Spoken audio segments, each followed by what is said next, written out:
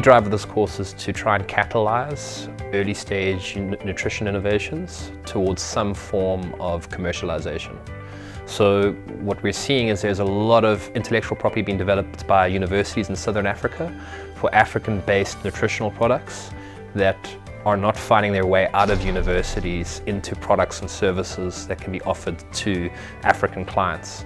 And really this training is bringing together these innovations that come out of universities and are trying to really scale their growth out of IP in universities into actually consumer and business-to-business type products, nutritional products.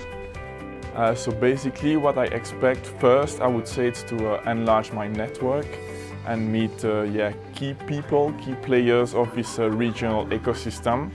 Because Axonova, my startup, we are just starting, so it's very important for us to get integrated in this regional ecosystem. And secondly, I'm hoping to get more, let's say, business insights and tools to really improve our proposal, improve our business plan, to really make it a strong business case that would be increase our chance to find funding with investors. It gives us a view of entrepreneurship, what somebody needs to bear in mind, the things that are commonly overlooked, I think, in entrepreneurship and different ventures. So this is kind of giving me a very, very broad expectation in terms of what I need to incorporate every time, I think, business-wise. So basically we have already some basic research done by the University of Mauritius, and with the funding of BioFISA we hope to bring the product to the next level by doing some preclinical study to prove the efficacy and the safety of the product, and hopefully this will bring more value to the project, which would be sufficient enough to attract big companies or investors to take a license on the newly generated IP.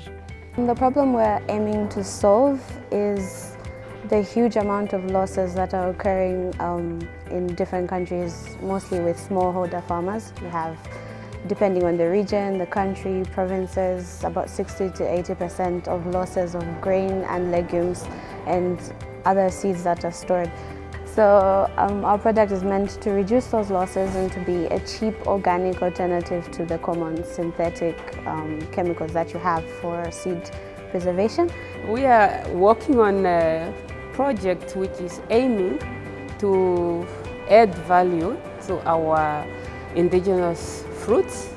So basically to fortify the product, the beverage product, which is made from marula with micronutrients. So problems existing out there is that there is various gluten-free products that might not be as attractive to the users as they would like to. So we're trying to bring out that alternative that may be tasty, maybe much more affordable.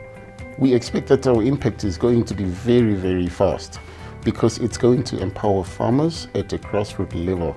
So we're going to primarily source our raw material from growers of millet in majority northern Namibia, as well as cassava from Zambia.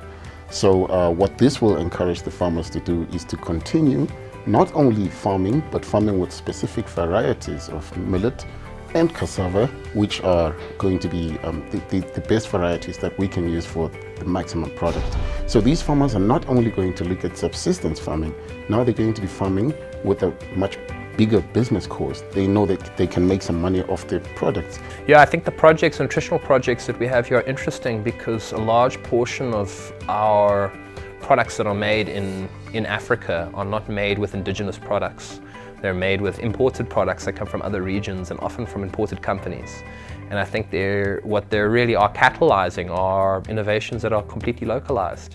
And these, the people, the delegates, although they come out of universities and research and they're scientists, they're really passionate about food science and they're really passionate about nutrition and increasing the nutritional value for Africans. And what we see, a large portion of the products that are available, they're processed products that Africans are eating that are not high in nutrition and are being sold without, and let's say, a lot of Africans are losing some of those indigenous raw products as their incomes increase, as they start consuming more processed goods. So I think to have more processed indigenous products that can increase nutritional outcomes, but are to the taste profile of Africans that they're used to and that they can be consumed is a wonderful innovation.